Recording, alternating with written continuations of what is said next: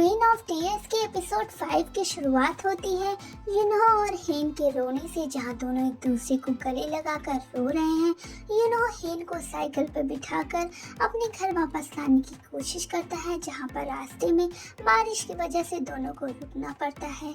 हेन ये देख रही है कि यूनो भीग गया है और साथ ही साथ उसे हेन की बहुत ही ज़्यादा फिक्र है। हेन से यूनो पूछता है कि वो गाँव क्यों आई, तब वो उसे बताती है कि वो उसके फादर को सपोर्ट करने के लिए आई है और उसने पूरे गांव को पार्टी दी, जहां पर यूनहो के परिवार वाले परेशान हैं कि आखिर हेन गई कहाँ और रोते नजर आए। वहीं हेन ये देखकर शॉक्ड होती है कि यूनहो की फैमिली को उसकी कितनी फिक्र है। घर वापस आकर यूनहो की फैमिली उससे पूछते हैं कि तुम अब कोई भी फिक्र मत करो, तुम दोनों आराम से सो जाओ, और रूम लॉक करके वो दोनों चले जाते हैं। हेन इस बात से जहाँ चौकन्ना तो है ही कि आखिर यूनहो के परिवार वाले उसे इतनी फिक्र क्यों करते हैं, वहीं पर वो अपने बालों को सुखाने के लिए यूनहो से हेयर ड्रायर मांगती है, तो यूनहो उसके बालों को सुखाता है, जहाँ पर दोनों एक दूसरे के बहुत ही ज़्यादा आ जाते हैं करीब। वहीं पर यूनहो ये देखता है कि हेन को काफ़ी ज़्यादा चोट लगी है हाथ में और पाँव में, और वो उस पर दवाई लगाने लगता है, जहाँ पर दवाई लगाने के साथ साथ यूनहो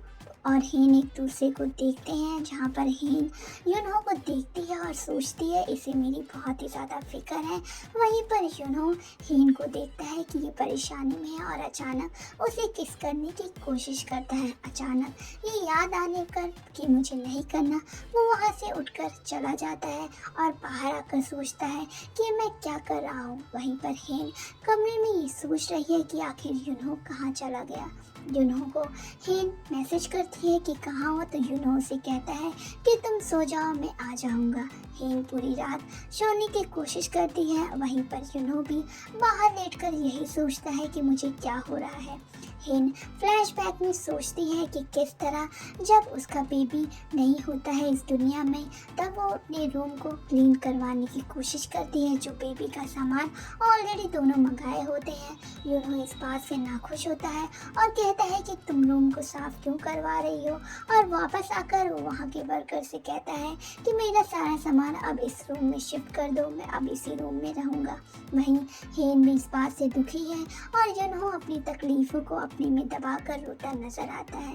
हेन भी अपने कमरे में अपने बेबी की पिक्चर्स देखकर रोती होती है और कहती है कि मुझे रोना नहीं है, मुझे रोने का कोई हक नहीं है। दोनों पूरी रात रोते रहते हैं।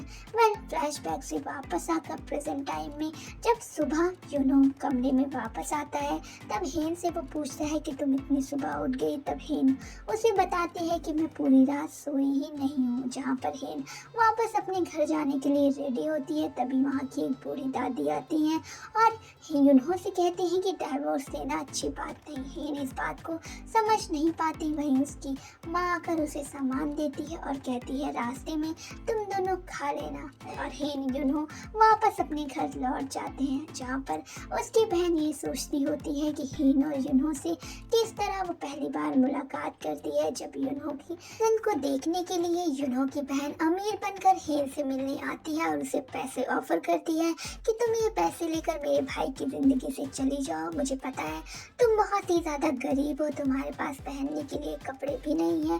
तब हेन इस बात से चौंक जाती है। वहीं पर आ जाता है यूनहो और यूनहो से कहता है कि ये गरीब हो या अमीर, मैं इससे बहुत ही ज़्यादा प्यार करता हूँ और ब्रेकअप नहीं करना चाहता। हेन इस बात से मन ही मन खुश होती है कि किस तरह ये लोग मुझे गरीब समझकर भी अपनाने पे तुले हैं। वहीं पर हेन की बहन इस बात को याद कर चुकी होती है, जहाँ पर प्रेजेंट टाइम में जब हेन और यूनहो घर वापस आते हैं, तब हेन यूनहो से कहती है कि मैंने पूरी रात तुम्हारा बिल्कुल भी इंतज़ार नहीं किया, वैसे भी इतने साल से हम दोनों अलग सो रहे हैं। जहाँ पर छाती के सहारे से यूनहो हेन को तो बचा लेता है पानी से, लेकिन खुद भीगता रहता है। घर वापस आकर यून अचानक हेन के सामने आ जाता है और उसे ले जाता है अंदर, जहाँ पर यूनहो भी अंदर आता है और हेन कपड़े चेंज करने के लिए अपने रूम में चली जाती है। और यूनहो यून से पूछता है तुम इस घर में क्या कर रहे हो। तब यून बताता है कि हेन की माँ चाहती है कि अब मैं यहीं रहूं क्योंकि कोरिया में मेरा कोई नहीं है। जहाँ पर बाथरूम में हेन देखती है कि उसके हाथ की लकीरों पे एक निशान है जिससे उसकी लाइफ बड़ी दिखे। वेल, हेन से यून पूछता है कि क्या तुम दोनों अलग कमरे में रहते हो, क्या तुम दोनों के बीच ठीक नहीं है। तब वो बताती है कि नहीं, ऐसा कुछ भी नहीं है। जहाँ पर यून और भी चार बातें लगाकर उसे बताता है। यूनो कमरे में परेशान है कि यून क्या बातें कर रहा है। अगले दिन जब डॉक्टर से मिलने के लिए हेन आती है, तब डॉक्टर उसे बताते हैं कि तुम अभी से इलाज शुरू कर दो और चली जाओ जर्मनी। वापस आकर जब डॉक्टर से मिलकर आती है, तब वो देखती है कि वही आदमी बैठा हुआ है जो उसकी कंपनी में जो उसे सर्व करता था। तो वो उसकी कहती है कि मुझे अब जूसेस चाहिए और मैं चाहती हूँ कि मेरे पूरे वर्कर्स के लिए तुम जूस प्रोवाइड करो। उसकी मदद करने के लिए हेन ये सब करती है। जहाँ पर ऑफिस में हम ये देखते हैं कि हेन का भाई और हेन के पिता इस बात को डिस्कस करते हुए कि यून के साथ उनकी डीलिंग कैसी है। जहाँ पर यूनो कहता है कि हमें यून के साथ डील करने से पहले एक बार पूरी रिसर्च कर लेनी चाहिए। वहीं पर हेन जब कॉल आता है यून का, तो वो मिस्टर हरमन से मिलने के लिए निकलती है, लेकिन एक बार फिर से वो अलग ही दुनिया में पहुंच जाती है। यून अचानक उसे आकर जगा देता है और कहता है तुम्हारी तबीयत तो ठीक है, लेकिन यूनो को देखकर हेन कहती है कि नहीं, मैं बिल्कुल भी ठीक हूँ, मुझे कोई भी प्रॉब्लम नहीं है। जहाँ पर यूनो उसके नज़दीकियाँ यून से देखकर बहुत ही ज़्यादा सैड और जेलस फील कर रहा है। वहीं पर हेन यून को धन्यवाद कहती है कि उसने उसकी मदद की। यून सोच रहा है कि हेन को क्या बीमारी है। वहीं पर हेन एक बार फिर से डॉक्टर के पास नजर आती है और कहती है कि मैं जर्मनी जाऊंगी और अपना इलाज कराकर अच्छी होकर ही आऊंगी। जब वो डॉक्टर से कहती है कि मैं ठीक होंगी और इसमें कोई भी शक नहीं है, तभी उसकी बुआ हॉस्पिटल में आई होती है अपने हाथ के फ्रैक्चर को सही करने के लिए। तब वो सारी बातें डॉक्टर और हेन की सुन लेती है और बहुत ही ज़्यादा शॉक्ड हो जाती है। जहाँ पर हेन को वो कहती है कि मेरी एक सहेली थी, उसे भी यही ट्यूमर की बीमारी थी और वो ठीक हो गई, तुम भी ठीक हो जाओगी। जहाँ पर वो इसको गले लगाती है और कहती है हेन तुम परेशान मत हो। फ़ोन लगाकर वो अपनी दूसरी फ्रेंड से पूछती हैं कि क्या वो औरत ठीक है। तब वो बताती है नहीं, सर्जरी के बाद वो मर चुकी है। अगले दिन जब जर्मनी जाने के लिए हेन अकेले जाती होती है, तो उसकी बुआ कहती है कि तुम साथ में अपने यूनो को क्यों नहीं ले जा रही। जहाँ पर एयरपोर्ट पे आकर हेन बहुत ही ज़्यादा दुखी है और अकेले ही जा रही है।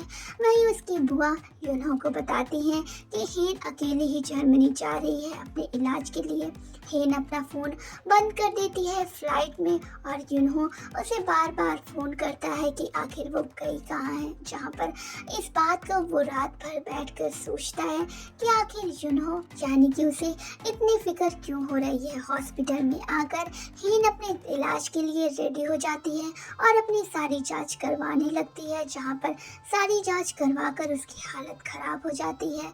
यहाँ पर इधर यूनो भी परेशान है और हेन के पुराने इंटरव्यूज को देखता है, जहाँ पर उसने कहा है कि मैं सारी चीज़ें अचीव करने के बाद अपने हस्बैंड के साथ एक बार आउटिंग पर जाना चाहती हूँ, उसके साथ रहना चाहती हूँ।